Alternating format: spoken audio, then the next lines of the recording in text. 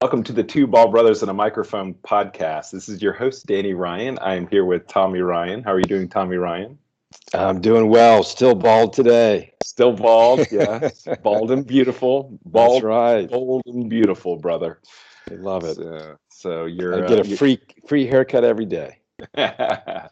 excellent, excellent. And sorry you're feeling a little under the weather today, but That's right. yeah. I think for doing this, it's fun. This is fun, sort of making this transition over to video, and I had a great time this week with you and talking to Sam and making the move this year over towards more video based content, and so I'm excited about that. And wanted to talk to you in this episode, sort of what the plans are for this year, and we've had some conversations in the podcast about.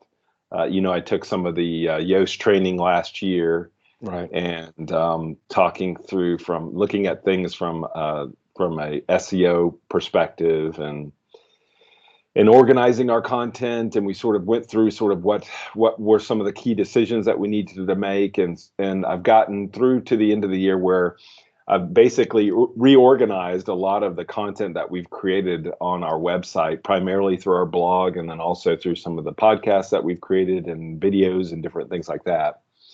And one of the key things that you do is you create what's called cornerstone content, and that's content that's the most, like, I like to think of it as, if somebody came to our website, what are the pieces of content that you sort of want to be known for, and Right.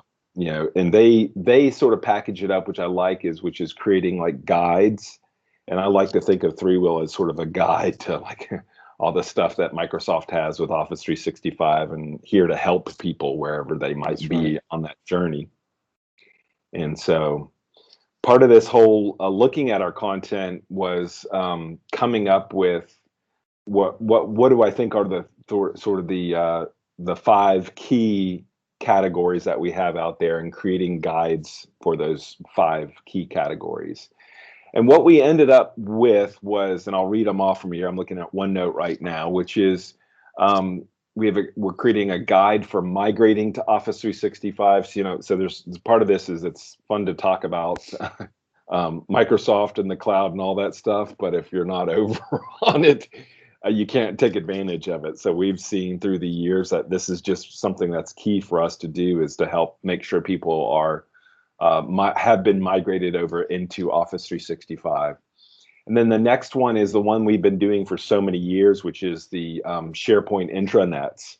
So it's using Right. SharePoint as our platform, building out collaborative sites, starting out with team sites and then department sites, and then overall company sites or portals or intranets or whatever you want, whatever the local way that you call the place where you're collaborating together within your organization.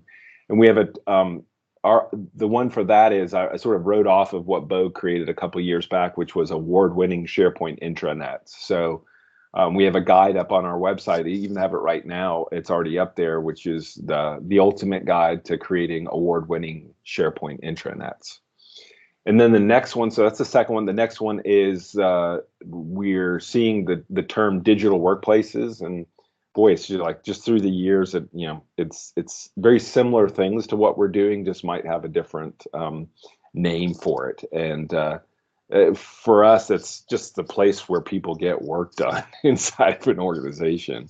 Right. And The same business problems there. It's just yeah, a fresh new term to kind of look at it, and I think it broadens it beyond just a SharePoint site. It becomes your workplace where you get things done. yep, So yeah, that promise of trying to get things in that portal, that you have it connected to other parts of your organization, and mhm, it's not, a lot of times it's not all Microsoft. yeah, It's yep, SAP and other enterprise systems mhm, that where people get work done. And I think Microsoft's really thinking of it from a cloud that is more broader than just Microsoft's cloud, which yep, is exciting to be a part of that. yep. Really, this all feeds underneath the umbrella of work together better. I mean, it's collaboration. It's Mm-hmm. getting it's individual productivity along with team productivity, and how do we help people inside of these organizations take advantage of technologies to help them to do that. So the digital workplaces is key. And there, I think one of the things that I came to the conclusion with, which is our focus in on using the term Office 365, because it encompasses, I think in the past, we've primarily focused in on SharePoint. And now with the advent of things like Teams, and people also for large organizations using Yammer, and some of the other technologies like Planner and Flow and some of the other things that are coming into play, really all these things are needed for the digital workplace. And so that's the term that we're using, and I think it's also one being utilized within the industry as well. Yeah. The next one is it's sort of like harkens back to our early days of creating applications and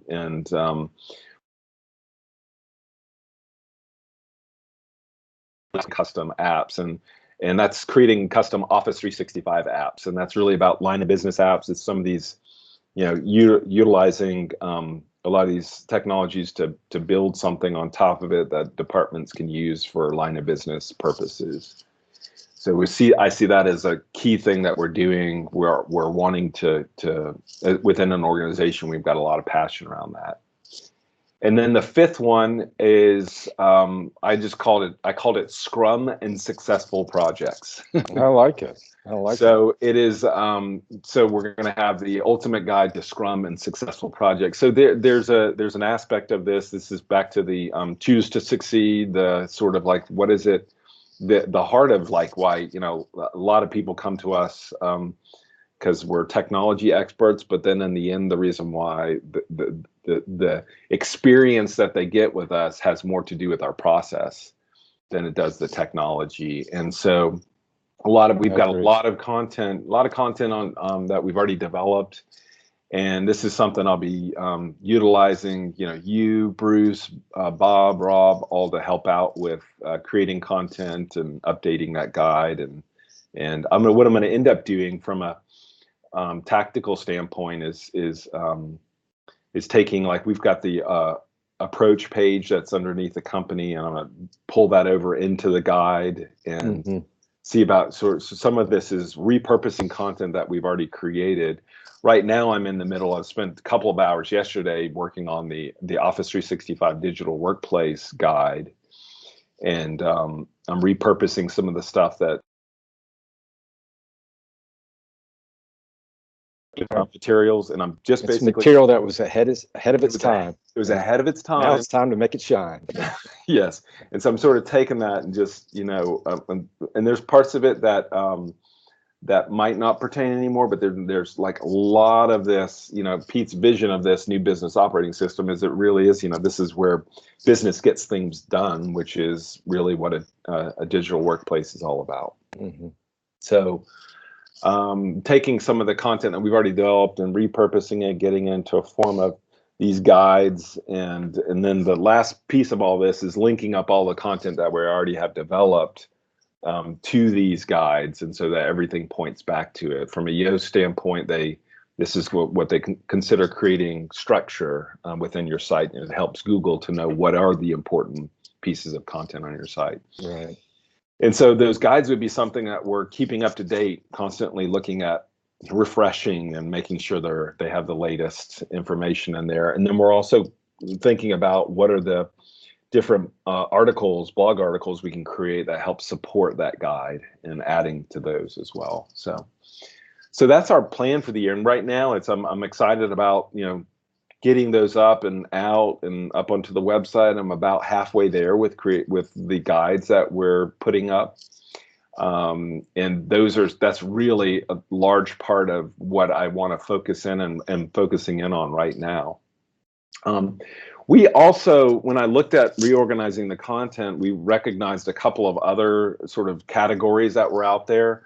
One was sort of fell underneath all of the migration work that we do, which we've been helping companies migrate from other platforms into Office 365. So we've got a whole set of platform migration categories that I want to develop over the course of this year. Starting with, we've already got the Jive one, so I'm repurposing. We've already got the white paper, we've got the guide, we'll get that up. And then going after some other platforms that people might want to migrate from, including Slack, Google Sites, Facebook for Work, Salesforce, the Chatter, Community Cloud, and some other different platforms where a company might want to migrate over from into Office 365. So that's something we'll be working on this year. You and I think I'm sort of coming up with a plan with that around that, and I've sort of broken it off into different what do we want to work on first, and when do we work on those things. So yeah, I think that's one that really helps build initial relationships or those migration paths to get to people into Office 365, because at the end of the day, if they're not there, we can't show them the value if their content's not there. So it's kind of the necessary work to start the journey with the client and success with Agile, because I really think that's what makes us what makes our customer love us the most is the way we approach them, and it's the relationship that we build through a very lightweight methodology that's effective and just enough process to allow people to organize around a key problem, get it solved. And I think a lot of organizations are hungry for that. They see it, they desire it, but they don't exactly experience it. And I think we can make Agile real within organizations. I think that helps our relationship, with our customers. Yeah. And I think with something like that is you can write about it and talk about it for so long. Part of it, people need to experience it. Oh yeah. Yeah. So I think that's where we've had some discussions looking at this year, and folks who've been listening to the podcast know that we're putting 4DX into play here at ThreeWill, and we've been having discussions about our WIG for the year and coming together as a group. And it was really neat. The other day we had everybody together, and it was we were talking about, and it was getting into sort of our uniqueness and things that we can focus in on for this year. And it was really all about, it was about Agile, is about sort of like speed. There's also an aspect of this where, as an organization, where somebody is able to see agility. I think the word was agility. Yes, that was the word Bob kept on. That's right. That was the key aspect that he saw with us, and with that, I think I look at it. I look at you should be selling the same way you deliver. And so, what are the things that when somebody from the get-go interacts with us, how can they experience agility? And I think it's like, for us, it's like, how quickly do they get back an estimate? How detailed is that estimate? How much feedback do we get from them on that estimate? And so it's sort of like, how can we show agility from even before they engage us? How can they experience that from us, from the get-go, from starting out, and even before we've started a project together? Yeah, and I think you see some of the concepts that are Agile that I think we gravitated towards is kind of keep commitments. Agile creates that framework where you can have those frequent touch points and scheduled touch points to make and keep commitments and build momentum that way. I think you want that in the process of talking to a customer about how to help them, that they've got a problem, that there's anxiety associated with that, and if you can put structure around how do we get to an answer to that, and do that in an iterative way where we don't go crazy over the estimate and spend 3 weeks building something out. We try to do something within a couple of days, and then get back in front of the customer and make sure we're understanding the problem, and then inspecting and adapting to what we hear when we review our initial understanding. just a couple other things, and we'll wrap up. One was again coming back to the content that we had up on the website, and I'm just going to read them off here. And what I ended up doing was creating 12 of these topics, and I call them Office 365 subtopics, but they're really just different aspects of if I use Office 365 digital workplaces, it's just sort of 12 different areas that are subtopics as it relates to Office 365 and creating digital workplaces.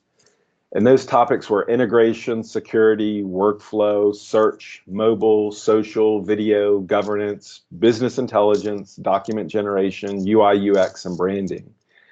And so what we've done is for those topics is, again, organized all of our content underneath those. And what I wanted to do for this year was with each one of our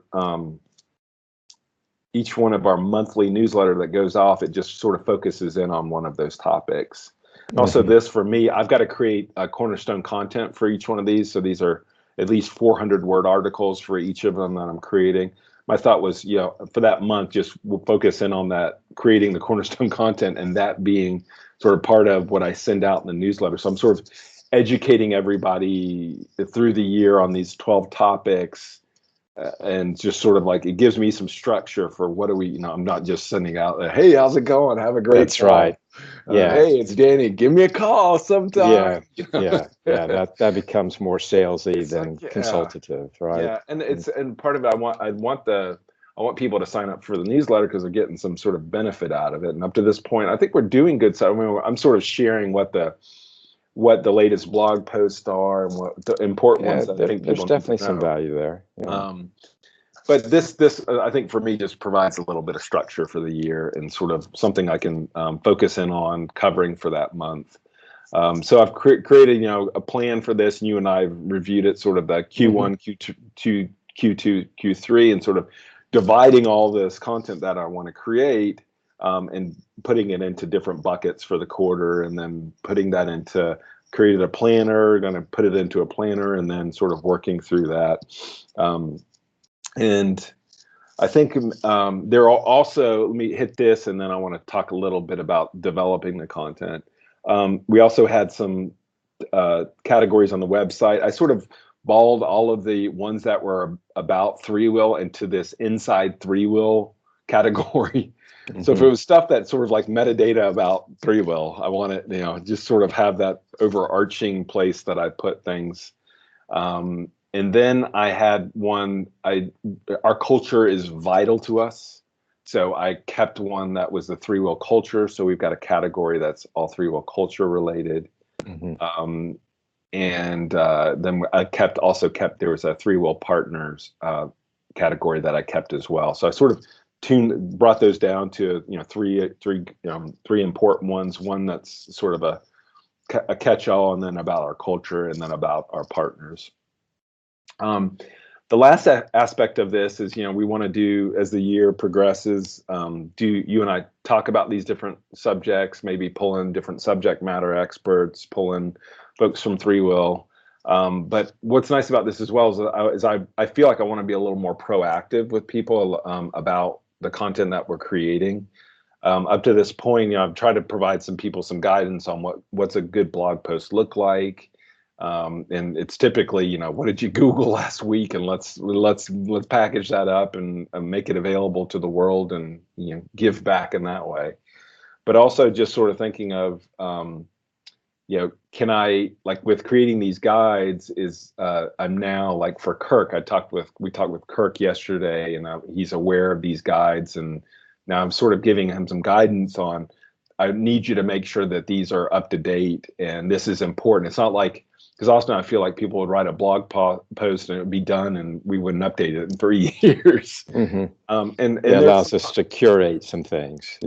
Curate and make sure, differentiate between this is really important content versus I wrote this up and it's from a couple of years back and I'm not going to be updating it. It's just sort of, it's up and out there. And then also what I was trying to do last year was saying, for some of the more popular content or some of the content that looked like it needed updating, let's go back and revisit those and maybe do an update on those things. So now I also wanted to, as we looked at this year, is to be a little bit more proactive inside of ThreeWill and letting people know sort of like, where do we need content and what can you write on? Right. And I'd love for people, people are so busy on projects and we have to do that. We got to keep the lights on. But trying to find out from folks inside of ThreeWill within those, for instance, those Office 365 subtopics, is there somebody who wants to sort of lead up talking about, Office 365 video, or is there any way for us to sort of have different subject matter experts on different areas? And it's difficult because I think we have to, the nature of what we do is everybody has got to almost be that utility player. Right. Because they don't know what their next project is that they're going on. So it's sometimes difficult for people to do that. Yeah, but someone can kind of sign up for, let me help kind of figure that out for the team. And maybe they are not the person that's on the project, but they've enabled someone to know what's out there and what's important. Yep. So, well, I appreciate this. So this is our, I'm laying out our plans for the year, and excited about moving the podcast to video. And then if some of these topics are, if you're in the world of creating Office 365 digital workplaces or looking for somebody to help you out with this, we are out here. Would love for you to subscribe if you're watching this on YouTube, to subscribe to the channel. And I'll add the, I don't know if we have any links that we'll need to add for this. Maybe I'll link up to last year's discussion about what we're creating for the year. But appreciate you taking the time to do this. I hope you feel better, Tom. And thank you, Danny. We'll pick back up next week. And thank you, everybody, for watching and listening. Have a great day. Bye-bye. Bye-bye.